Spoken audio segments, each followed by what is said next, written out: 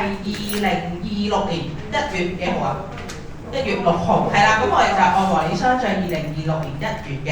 咁咧大家手頭上都有個月訊嘅啦。咁有啲咧係新加嘅，咁我都會喺個月會度講一講俾大家聽。好，首先咧，咁我講下啲流程先。咁會講下中心嘅動向啦，我哋啲活動嘅推介尤其是唔同種類嘅活動。另外會同你哋講翻一啲服務質素標準嘅內容，同埋一啲小貼士。好，咁我哋先嚟呢度，係啦。咁首先領取生日禮物方面啦，1月份生日嘅朋友咧，可以喺1月3號至到1月31號帶埋你嘅會員證，係啦，就去我哋嘅前台，即係我哋中心嘅詢問處嗰度就可以攞到生日禮物㗎啦。好，另外啦，呢個要留意啦。好，咁大家咧應該有用電話係咪啊？係啦，有用 WhatsApp 收我哋啲通訊嘅。咁因為咧上一次都有同大家分享過，我哋嘅 WhatsApp 咧嘅使用咧，因為太頻繁啦，咁所以咧其實成個 WhatsApp 都係咁㗎啦，就會咧將我哋每次要傳送出去嘅信息咧都要收費，係啦，同埋有限額。咁所以咧我哋就用一個新嘅做法，就係社群，係啦 ，WhatsApp 社群。好啦，咁大家咧應該喺嗰個月訊上高咧就會見到一個 QR code， 係咁，所以大家咧就要用你哋個電話，呢度可能忙啲，你個通訊會清啲，係啦，咁就 scan 一次入咗呢個社群，咁之後咧如果你哋未入到社群嘅話咧，有機會嚟緊嘅通訊咧或者消息咧就未必收到啦，係啦，咁大家留意啦，社群咧就只需要係收嘅啫。係啦，咁你都唔會睇到對方嘅資料嘅，因為係我哋做管理員，咁所以咧就只會你哋負責收嗰個，係啦，咁所以大家要留意啦，盡快去 download 呢個嘅 QR code 二維碼，跟住就去加入翻我哋個社群，咁我哋咧就會係好似以往咁啦，都係好似 WhatsApp 咁 send， 不過我哋就冇限制咗，佢而家要我哋限制每個月只可以 send 幾多個信息咯。好，咁呢個咧就陣間唔明唔緊要，我哋完咗之後你再問我哋或者去接待處都得嘅，最緊要你有本書有個二維碼就得㗎啦，咁就最緊要 scan 咗佢加入咗佢。好啦，咁你落嚟咯喎，咁另外啦，我哋新春年糕送暖啊，係啦，咁幾時派咧？就係1月26號至到2月6號上晝9點半至5點半。咁1月31號因為係禮拜日啦，咁所以我哋係2點至5點半嘅。可以邊啲人領取啊？就係中心會員、護老者、義工、隱蔽長者、年輕長者，係啦。咁你要帶埋你哋個證就得㗎啦。咁如果你話我要幫人拎，咁有咩辦法咧？係啦，咁你要咧幫人哋咧拎咧就要攞實體證，即係你唔可以影張相俾佢。就話呢個我識㗎，我幫佢拎，因為咧個個都影張相嘅話咧，咁嗰個人咧就可能 send 好多張相俾人啊嘛，咁我哋就避免誤會啦，咁所以我哋用實體證，係啦，你可以將個實體證交俾你信得過嘅朋友幫你攞，咁我哋都係用實體證咧去登記翻你嘅資料，係啦，咁所以咧就大家如果真係未能夠拎嘅話咧，可以將你嘅實體證交俾你嘅朋友或者你嘅親人。上嚟叻，咁我哋就計呢個方法嘅。記住證件嗰啲咩影張相俾我啊，咩 cap 個圖嗰啲我哋唔計㗎嚇，要計個實體證。好啦，咁年糕數量有限，送完即止啦嚇，咁大家留意翻個時間，1月26號就可以拎㗎啦。好啦，跟住落嚟呢一個咧係喺你個月訊度冇嘅，咁我哋有個天水圍飛鏢交流日，係啦，咁喺2026年1月17號星期六。晏晝3點至4點半，咁喺中心2點鐘喺中心集合，我哋會去前往呢個賽馬會天水圍綜合服務中心，係啦，對象係中心會員啦，同埋啲年輕嘅長者，係啦，咁就名額8人，係啦，咁何先生負責嘅，咁呢個活動咧截止報名日期係1月9號。抽籤公佈日期係1月12號，咁人數眾多嘅話就會抽籤啦。另外啦，呢個活動咧就要自己去或者係同我哋職員一齊搭公共交通工具去嘅，就即係冇車接送，係啦，咁留意翻啦。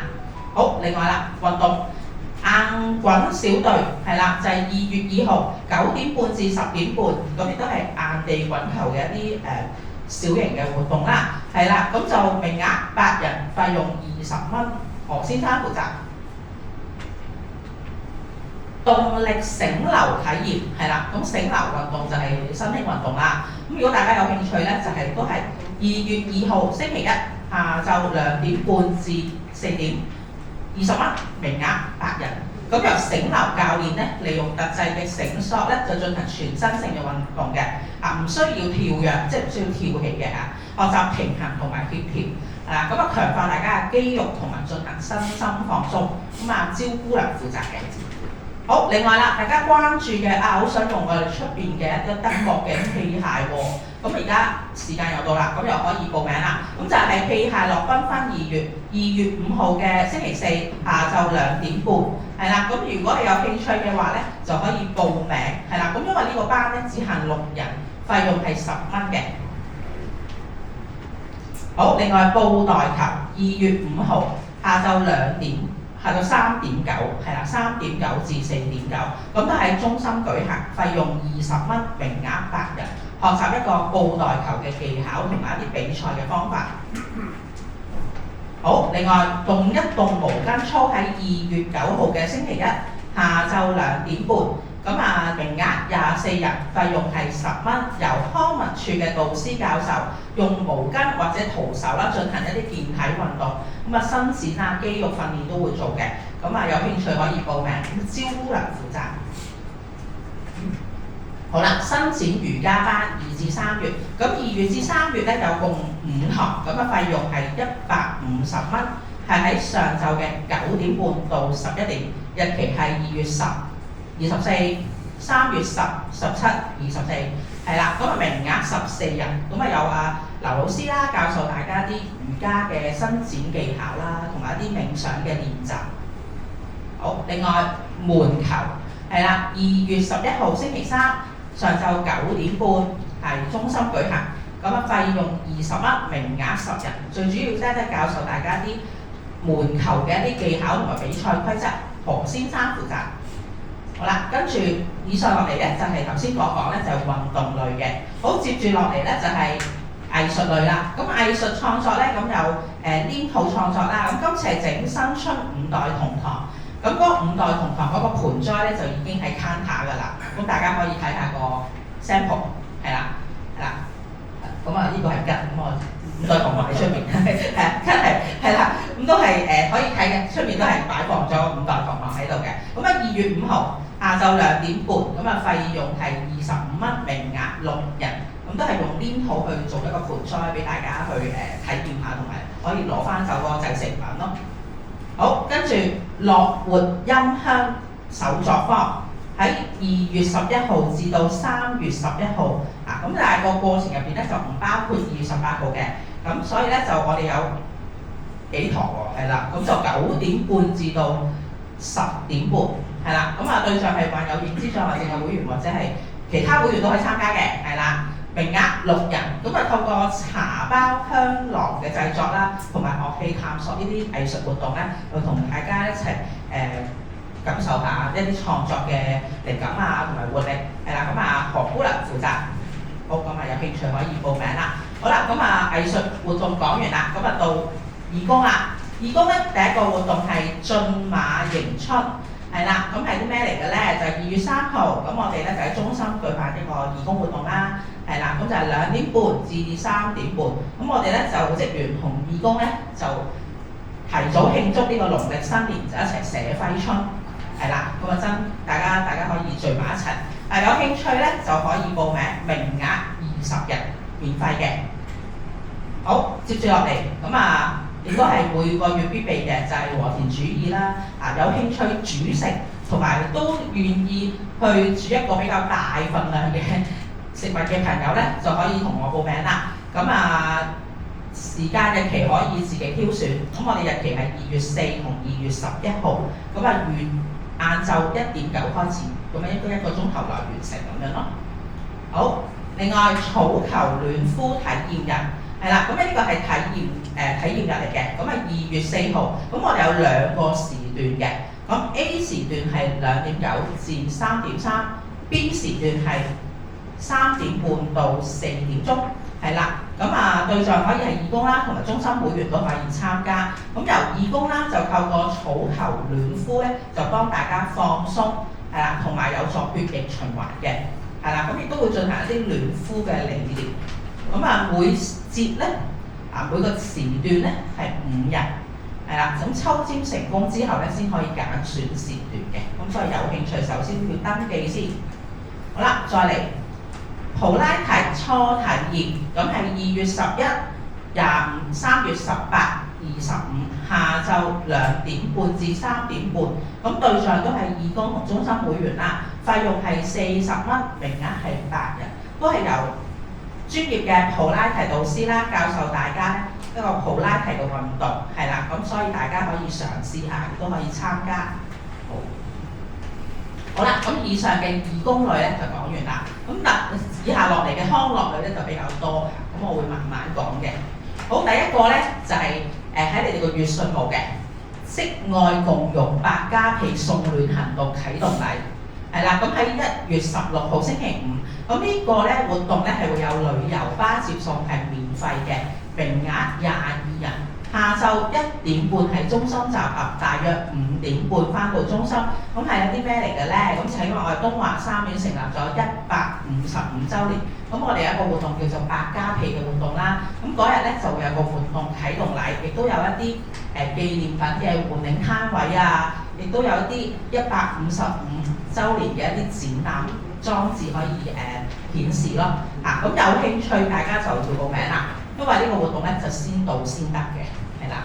好，咁個活動地點喺邊咧？就喺東蒲胡李明靜體育館。其實大約邊咧就係新蒲崗與黃大仙之間，係啦，個叫東蒲。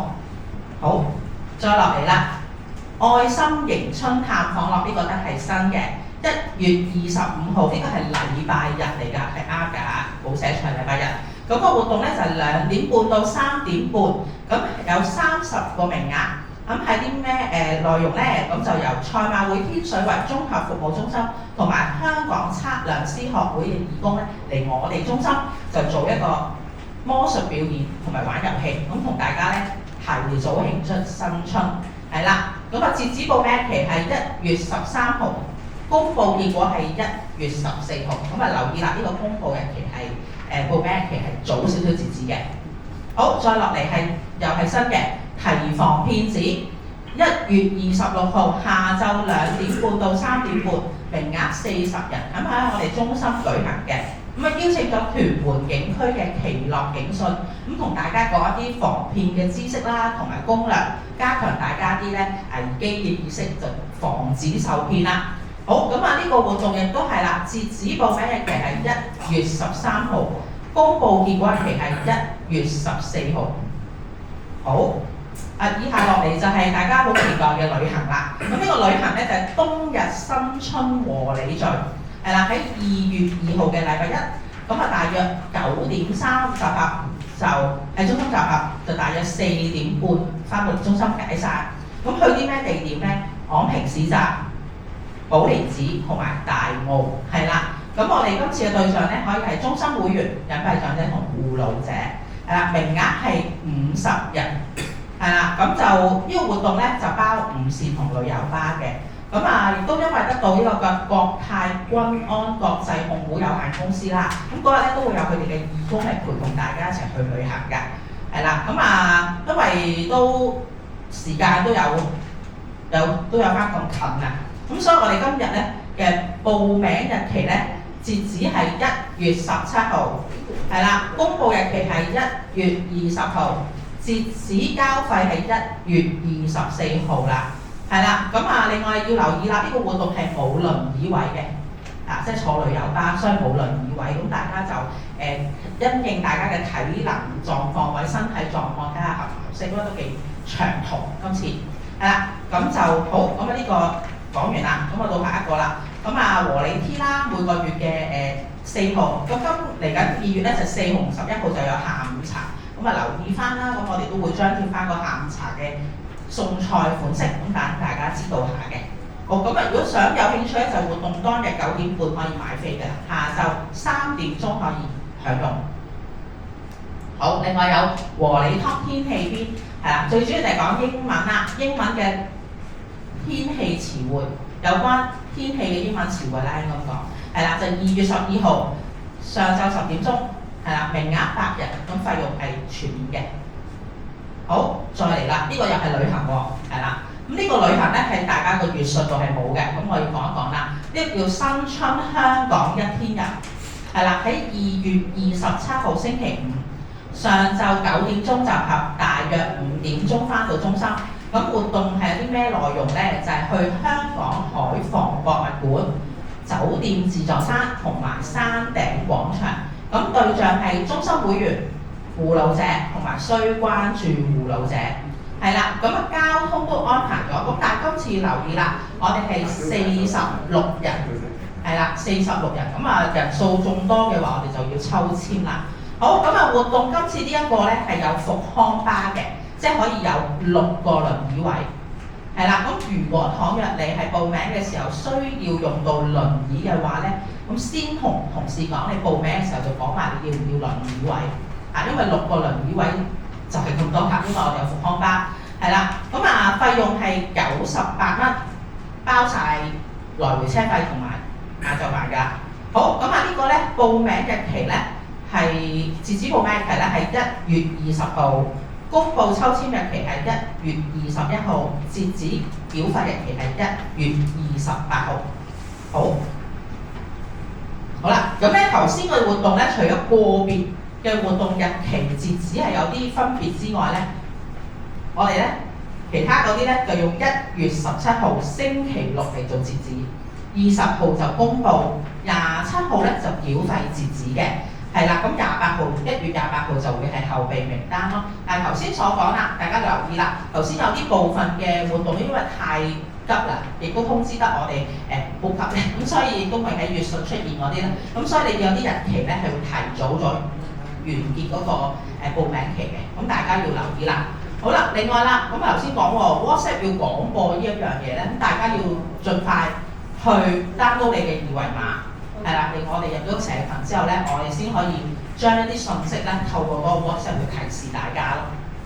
好，以下落嚟係啦，頭先嗰啲活動咧就有報名嘅截止日期啦。以下落嚟咧就先到先得，同埋一啲名額係有限嘅。好，首先與認知障礙症患者溝通方法，2月5號嘅，咁有40人名額，係啦，免費。咁就朝頭早9點由護士講解同認知障礙症患者溝通嘅方法，咁會員咧就可以有更加多嘅認識。何姑娘負責嘅。好，另外週6睇好戲，由2月14至到2月28，逢星期六上晝10點鐘，咁啊名額40人，咁啊中心會播放電影俾大家欣賞啦。係。好，跟住測血糖安心啲。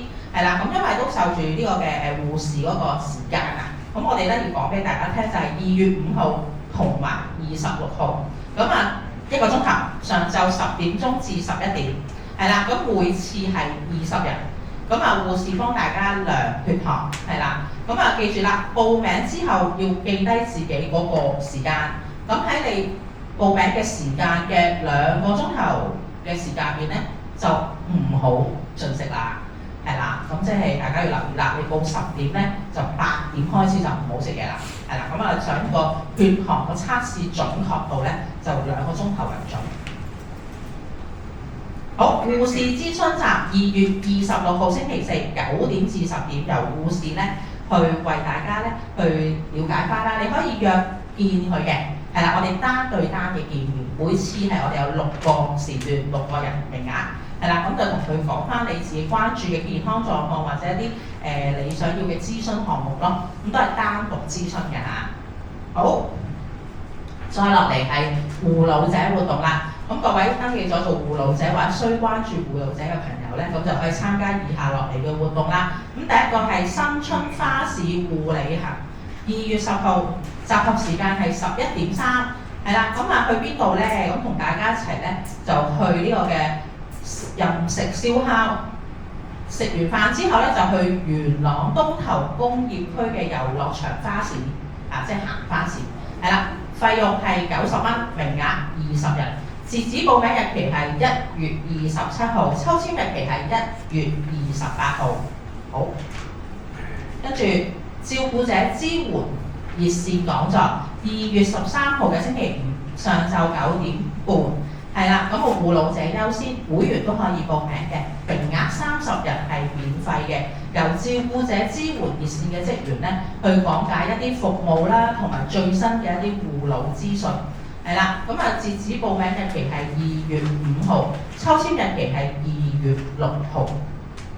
好，另外護老者茶聚啦，2月份都有嘅，咁喺2月21號星期六下晝3點至4點，咁喺中心入邊舉行啦，費用係25蚊，名額12人，係啦，馮姑娘負責，截止報名日期係2月13號，抽籤日期係2月14號。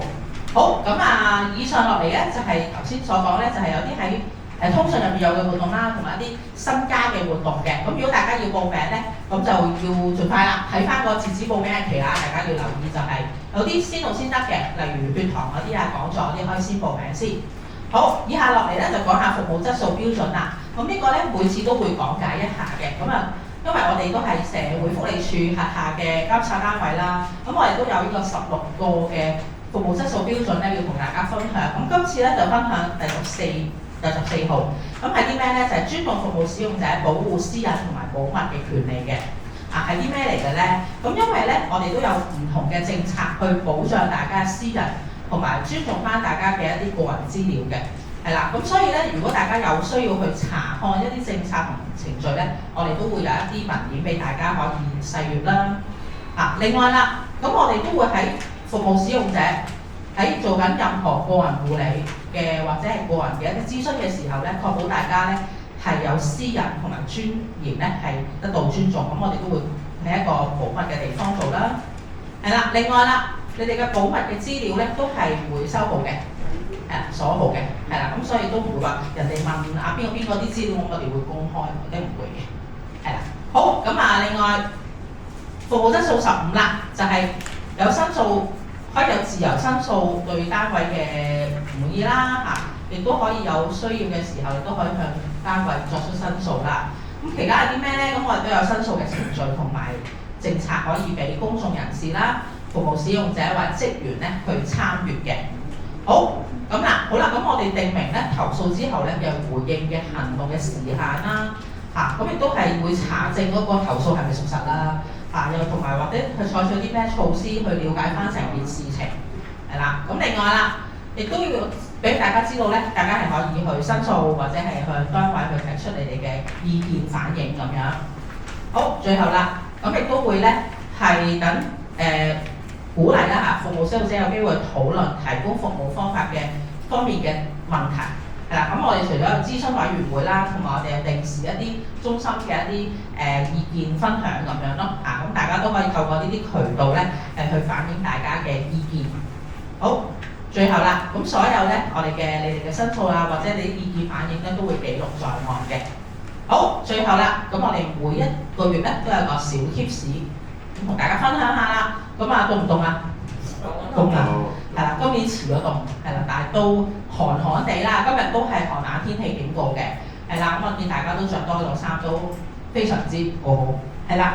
咁因為咧，我哋其實長者嘅即係個體質咧，可能真係因為個脂肪減少咗啊，係啊，同埋個人咧個脂肪體質嘅情況下，其實係會容易覺得凍，同埋覺得唔舒服嘅。係啦，咁所以咧，尤其是擔心大家就突然間天氣降溫，而你又唔覺得自己體溫下降嘅時候咧，就會有一個低溫症嘅危險。係啦，咩叫低溫症咧？其實低溫症就係個人咧平均其實應該係36度咁，我哋應該有35.9至到36度幾咧嘅平均體溫。係啦，咁但係咧跌到落去35度嘅時候咧，咁會出現一個低溫症嘅情況啦，尤其是有糖尿病同埋甲狀腺功能減退嘅患者咧，或者長期要食安眠藥酗酒嘅人士咧，就更加有機會出現呢一個低溫症啦。好啦，咁有啲咩症狀咧？除咗會皮膚手腳冰凍之外咧，會面色蒼白啦，甚至乎嚴重起上嚟咧就會神志不清啦，説話含糊啦，腳企穩啦，甚至乎不停咁震動，但係又唔知點解咁係咁震，係咁震，係咁震啦。係啦，其實最嚴重嘅情況咧係會血壓太低、心律不正，咁會導致你昏迷。係啦，因為昏迷嘅最大可能性就會出現心臟停頓。好，咁留意啦，有啲咩小 tips 咧？首先留意下有冇寒冷天氣警告，同埋有冇留意天文台發出嘅一啲警告，咁提高大家嘅警惕啦。如果都係覺得疑問嘅，打開電視機，咁通常咧新聞台都會有一個咧最近嘅氣温啦顯示咗出嚟，同埋有啲咩警告嘅。再唔係咧就打去天文台問下天氣啦，1878200都可以話俾你聽，而家呢一刻係咩天氣咯。好，另外啦，要加衫係啦，着衫喎。但係着衫咧，除咗要着得夠暖之外咧，要着得啲乾爽、比較輕便、舒適透氣嘅，係啦，就唔好過分緊身或者過分大件啦。咁樣有機會咧會妨礙大家嘅血液循環同埋活動嘅能力，有機會會跌親，太論盡會有機會跌親啦。咁盡量咧就着啲棉質嘅內衣褲，避免咧就着啲有啲羊毛嗰啲，而家以前興羊毛大件衫就直接着咧，容易咧就會令到你哋咧嘅皮膚乾燥，跟住就會痕啦。係啦，另外啦就唔好忽略咧，就戴帽、頸巾、頭巾、襪同埋帽、手套，係啦，因為咧頭、頸、手、腳部溫暖咧都緊要嘅。好，另外 tips 3啦，咁咧都建議大家食多少少嘅，但係咧就要食啲熱量較高，但係又要容易消化嘅食物喎，例如熱湯、熱奶、粥、粉、麵飯呢啲，係啦。因為咧尤其是水分驚大家咧驚凍啦，飲少咗水咁所以都透過一啲小食啦或者食物咧去吸收多啲嘅水分，係啦。但係又唔好食啲高脂肪同高鹽嘅嘢喎，例如唔好食太多肥肉咩扣肉呢啲比較高脂嘅嘢啦。另外啦就唔好相信咧飲酒可以取暖嘅，因為酒精咧一飲落去係真係會即刻血管擴張會暖，但係咧轉個頭咧又會好快咁流失，又會更加凍咯。好 ，tips 4，屋企要保持一個温暖嘅環境啦。首先睇下佢嘅窗有冇漏罅先，係啦。如果唔係咧，就盡快維修啦。可能有啲膠邊老化咧，你閂埋窗都有風入嗰啲咧，就要留意啦。另外啦，如果真係要開電暖爐咧，就真係要開翻少少窗罅咧，去俾空氣流通。同埋側邊千祈唔好擺啲物品喺度。如果唔係好容易着火或者佢個電暖爐過熱咧，都會容易咧衍生火災火警咁樣。好，另外啦，雖然凍嘅，但都鼓勵大家做運動嘅。可以嘅話咧，都出去吸下新鮮空氣，係啦。同埋啦，適當咁保暖都緊要嘅。但係又唔好長期企喺個街度吹風，係啦。正常運動咯。因為正常運動咧，除咗保持你嘅體温之外咧，同埋你個關節靈活都好緊要。因為太耐唔喐咧，都會凍得滯咧，都會容易咧太僵硬會跌親啦。好，最後啦，如果覺得自己咧個身體狀況好似唔係咁理想喎，咁咧就應該盡快去睇醫生啦。尤其是本身有長期病患嘅朋友，例如血壓高、糖尿病、甲狀腺功能減退呢一啲咧，都係需要咧去盡快去睇醫生嘅。好啦，咁今日嘅分享咧就到呢度啦。